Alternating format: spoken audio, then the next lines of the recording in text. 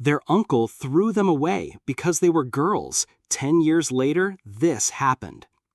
The sun had just risen over the quiet town of Enugu when loud voices echoed from the grand mansion at the end of Odenigbo Street. Inside the sitting room stood 3 girls, their eyes wide with fear and confusion. Their uncle, Uncle Dominic, stood before them, face hard, lips tight, and arms crossed. "I said, pack your things and leave this house," he barked. Ada, the oldest at 18, stepped forward. Her eyes were red from crying, but she tried to keep her voice steady. "But uncle, this is our father's house. He built it with his own hands. Where do you want us to go?" Uncle Dominic's face twisted. "Your father is dead. May his soul rest in peace, but girls like you don't inherit property. It is against our tradition. This house now belongs to me as the only surviving man in this family." Beside Ada, Chisholm, 15, clutched her younger sister's hand tightly. Nosy, just 13, was trembling. She didn't understand everything, but she could feel the fear in her sister's silence.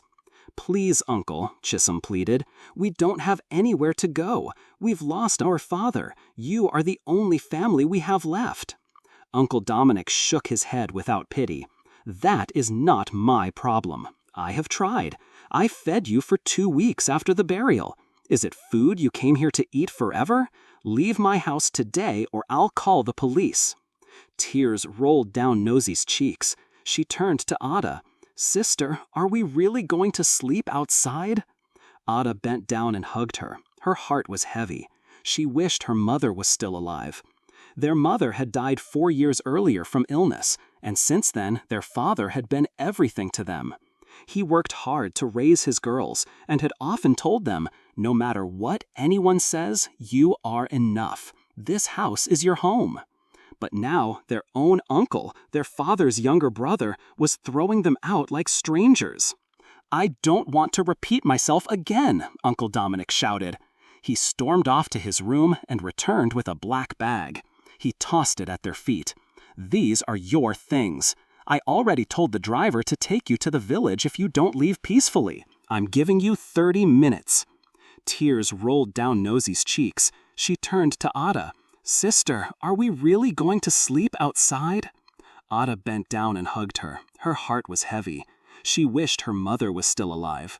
Their mother had died 4 years earlier from illness, and since then their father had been everything to them. He worked hard to raise his girls and had often told them, "No matter what anyone says, you are enough. This house is your home."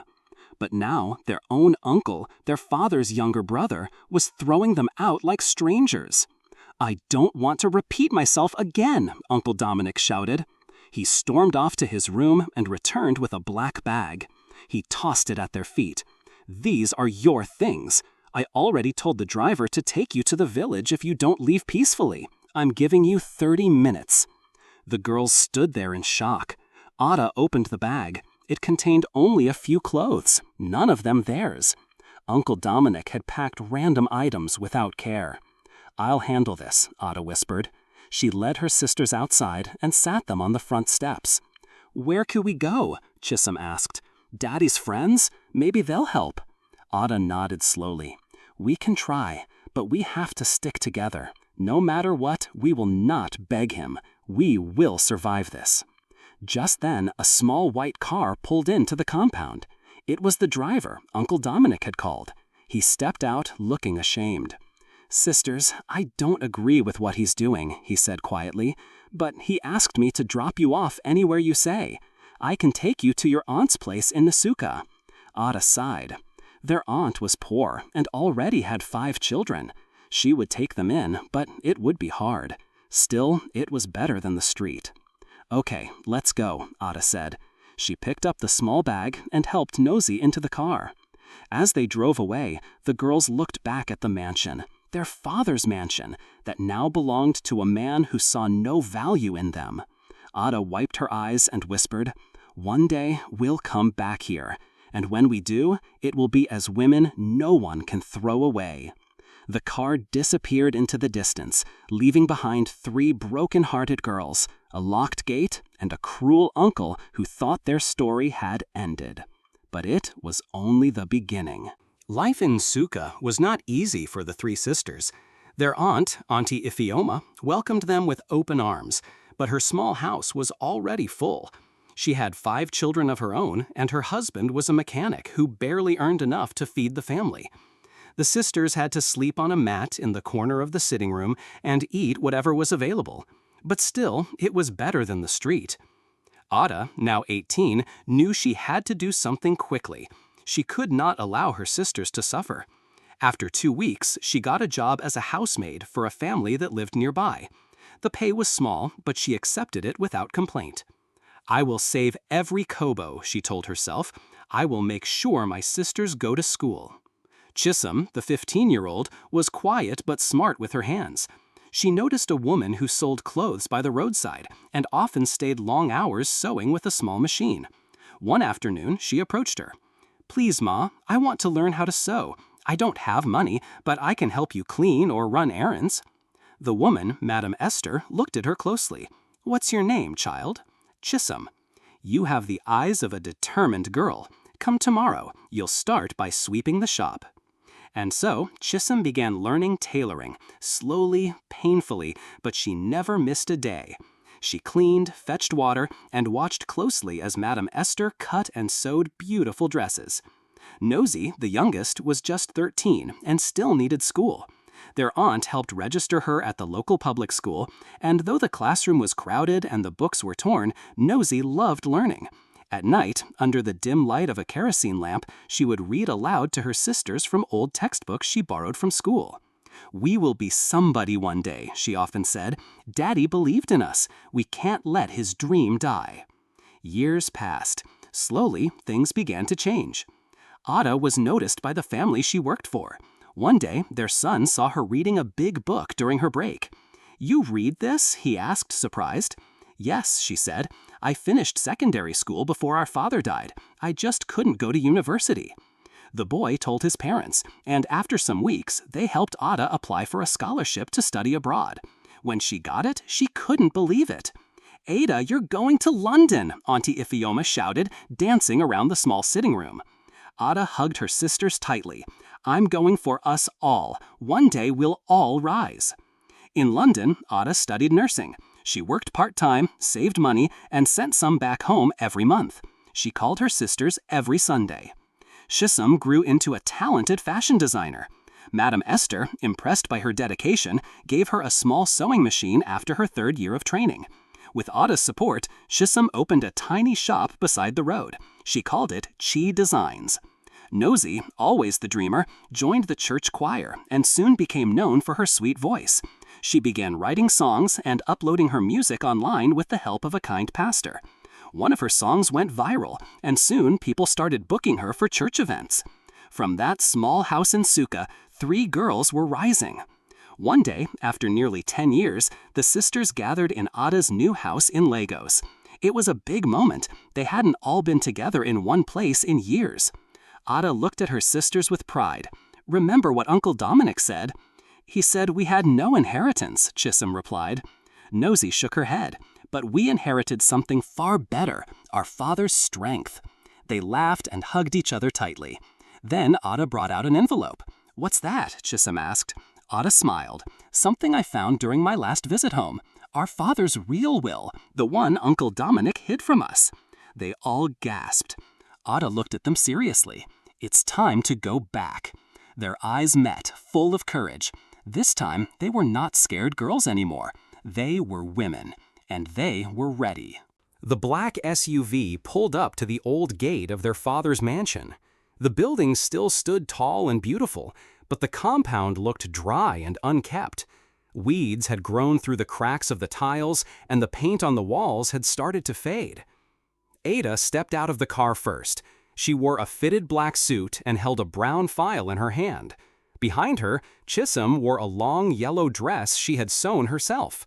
Ngozi, now 23, wore a simple white blouse and jeans. Her face was calm, but her eyes were sharp.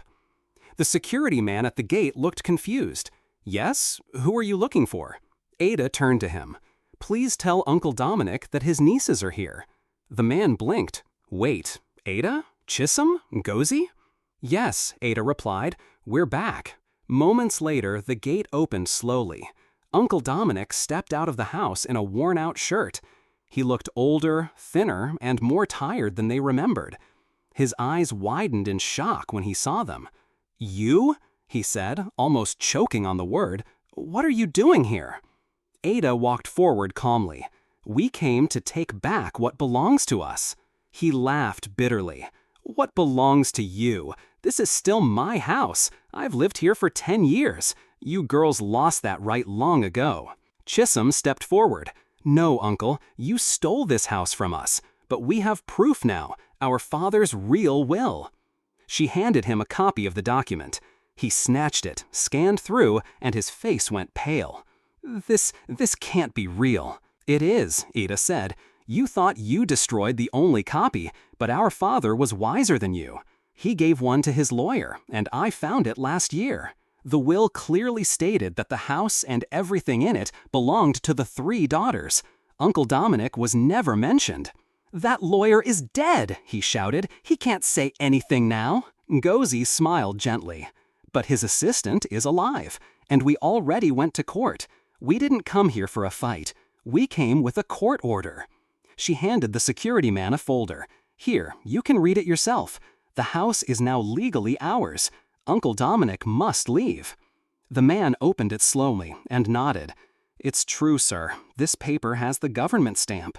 Uncle Dominic sat down slowly on the steps of the house. His hands shook. Everything I worked for, gone. Ada looked at him, her voice soft. You didn't work for this. You stole it from us when we were just children. We suffered while you enjoyed what wasn't yours.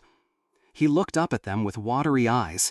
Where do you expect me to go now? I have no money. No one wants to help me anymore. There was silence. Then Chisholm stepped forward. You threw us out without mercy. You didn't care if we slept on the street. But we are not like you. Ada nodded. We won't throw you to the street, Uncle. You can stay in the boys' quarters for now, until you find somewhere to go. But you must never try to take what is not yours again. Uncle Dominic looked down in shame. I'm sorry, he whispered. Ngozi walked past him and opened the front door of the mansion. Sunlight poured into the hallway. The girls entered slowly, looking around the home that held so many memories. The chairs were different, the walls were repainted, but it still felt like home. They walked into their father's old study. It was dusty, but untouched. Ada ran her fingers over the books. He would have been proud of us, she said. Chisholm nodded. We didn't just survive, we grew. Ngozi picked up a small photo frame of their parents. She held it close to her chest. We came back, stronger, wiser, and together. That evening, as the sun set over Enugu, news began to spread. 3 girls once thrown out of their father's house had returned, not in tears, but in triumph. A local journalist captured their story, and soon the internet was flooded with messages of support and praise. These girls are proof that women are not weak. Their uncle said they had no inheritance, but they built their own empire. And just like that, a story that began in pain ended with power, grace, and justice. But for Ada, Chisholm, and Ngozi, this was not the end. It was only the beginning of something greater.